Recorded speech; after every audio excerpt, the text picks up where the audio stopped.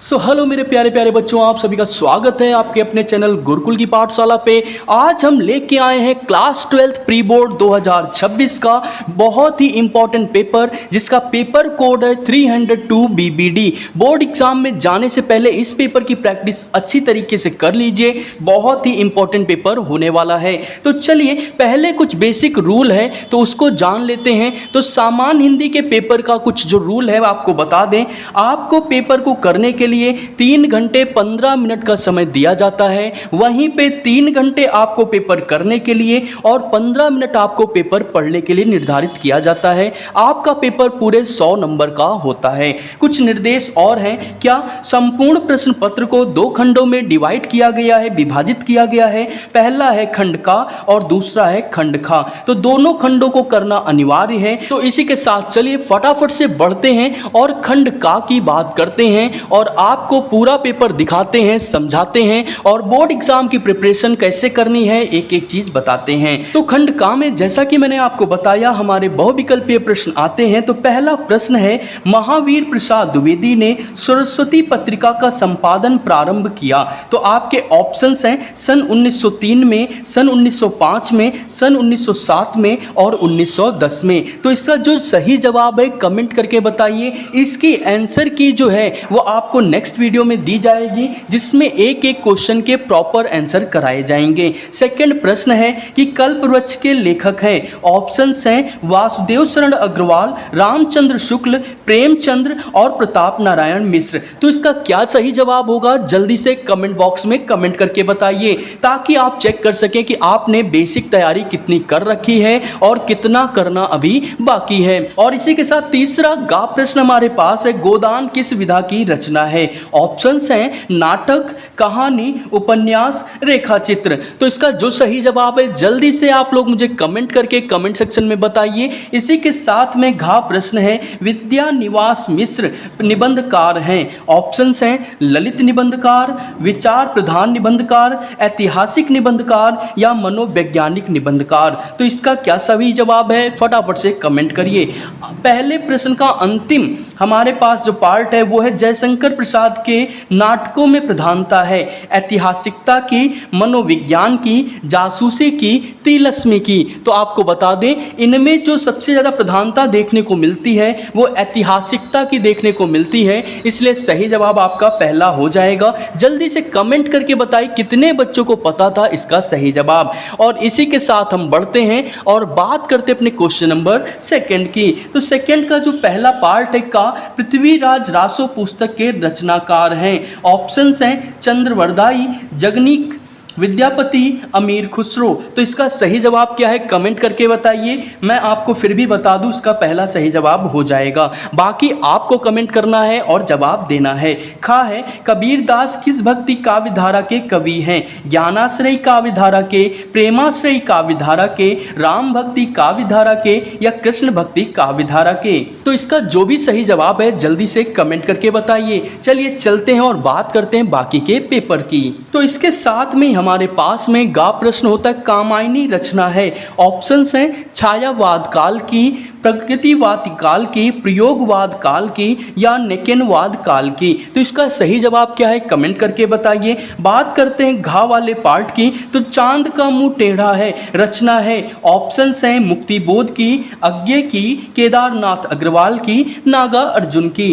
अंतिम बहुविकल्पीय प्रश्न, हिंदी साहित्य के किस काल को श्रृंगार काल के नाम से जाना जाता है। ऑप्शंस हैं आदिकाल, भक्ति काल, रीति काल या आपका आधुनिक काल। तो सही जवाब जो है वो हमें कमेंट करके बताइए। इसी के साथ में हम आपको बता दें कि क्लास 12 में टोटल आपको बहुविकल्पीय प्रश्न जो देखने को मिलते हैं उनकी संख्या है 10।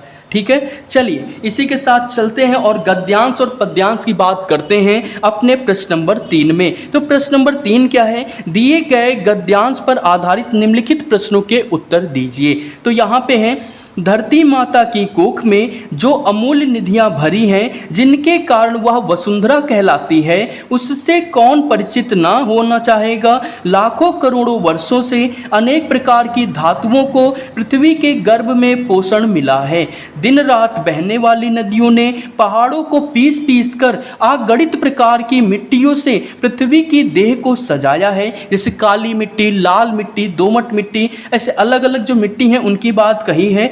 हमारे भावी आर्थिक अभ्युदय के लिए इन सब की जांच पड़ताल अत्यंत आवश्यक है। पृथ्वी की गोद में जन्म लेने वाले जड़ पत्थर कुशल शिल्पियों से संवारे जाने पर अत्यंत सौंदर्य के प्रतीक बन जाते हैं। तो यहाँ पे आपको इस पैराग्राफ से 5 प्रश्न देखने को मिलेंगे। 2-2 नंबर के एक प्रश्न है, सभी के आपको जवाब देने होंगे। पहला प्रश्न है पाठ के शीर्षक और लेखक का नाम लिखिए। दूसरा प्रश्न है धरती माता की कोख में क्या भरा पड़ा है। वहीं तीसरा प्रश्न है धरती को वसुंधरा क्यों कहते हैं।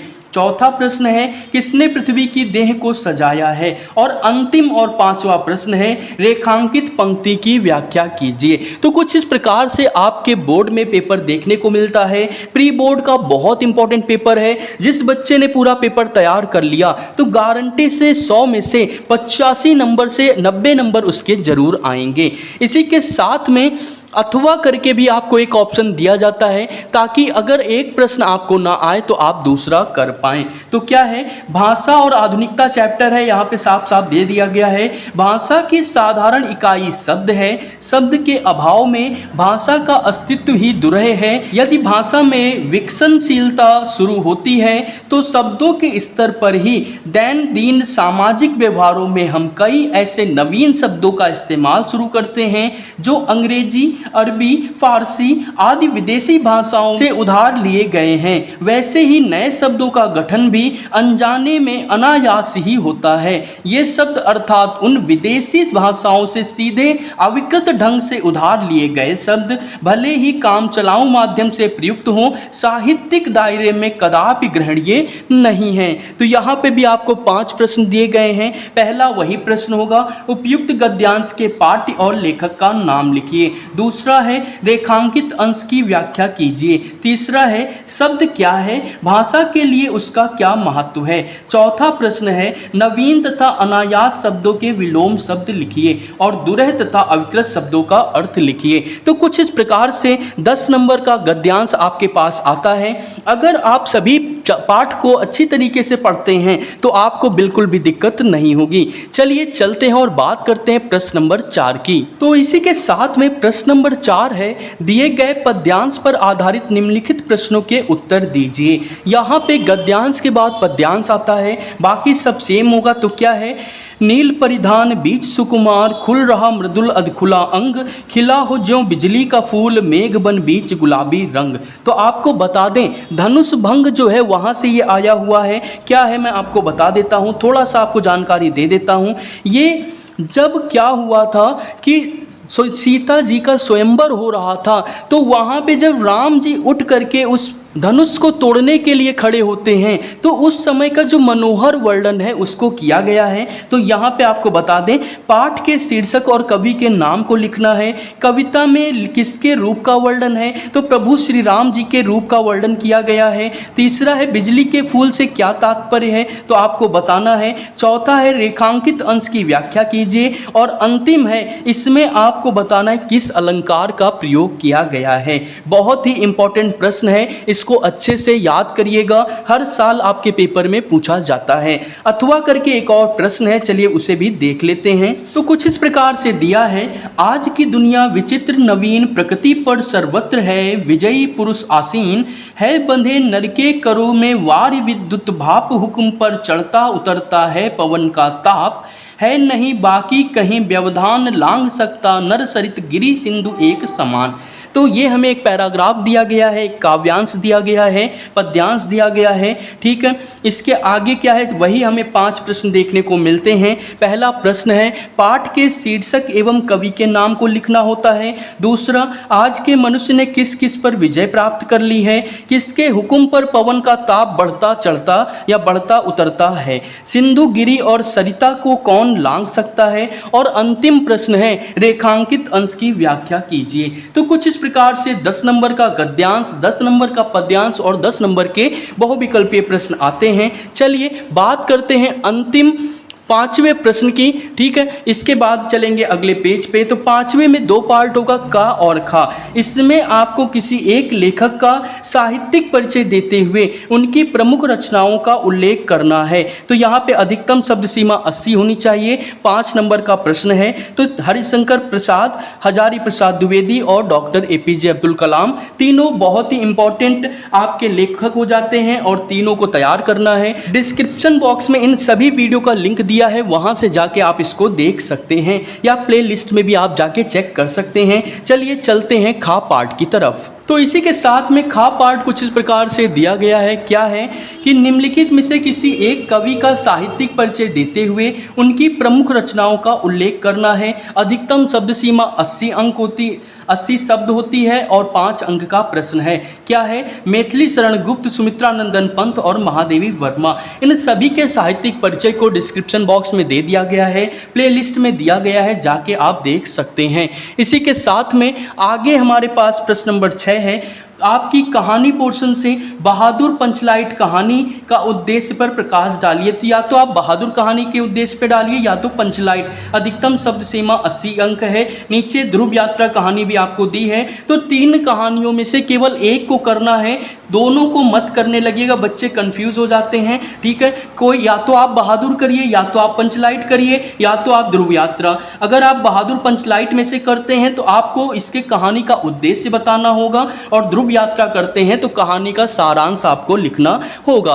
इसी के साथ 7वां प्रश्न हमारे पास कुछ इस प्रकार आ जाता है। क्या है, स्वपठित खंड काव्य के आधार पर किसी एक खंड के एक प्रश्न का उत्तर देना है। अधिकतम शब्द सीमा 80 है, ठीक है। तो आपने कौन सा पढ़ा है, मुक्ति यज्ञ पढ़ा है, सत्य की जीत आपने पढ़ रखी है, या रश्मि रथी पढ़ा है, या आलोक व्रत पढ़ा है, या आपने त्यागपथी पढ़ा है, या आपने श्रवण कुमार पढ़ा है। जो भी पढ़ा है कोई एक आपको करना होगा, ऐसे अथवा करके प्रश्न होगा, ठीक है। अपने 80 शब्दों में ही इसको लिखना होगा और आपको 5 अंक मिलेंगे। कोई दूसरा मत ट्राई करिएगा, अगर नहीं आता तो उस केस में आप लिख सकते हैं कोई भी, लेकिन एक ही आपको लिखना होगा। चलिए इसी के साथ चलते हैं।